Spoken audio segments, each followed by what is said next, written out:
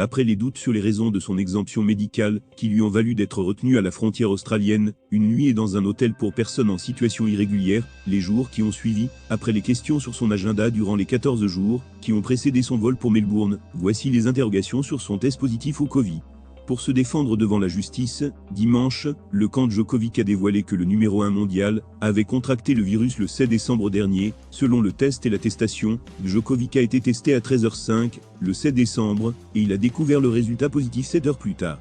Son contrôle négatif date, lui, du 22 décembre.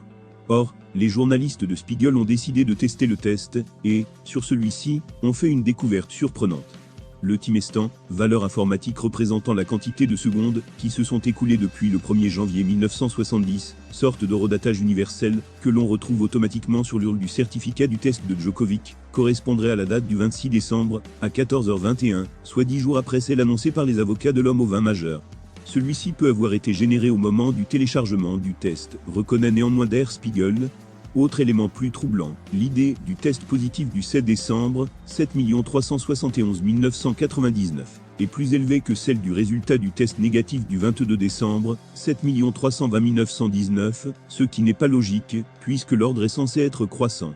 Der Spiegel ajoute que la différence entre les deux nombres, autour de 50 000, correspond aux tests effectués en Serbie entre le 22 et le 26 décembre.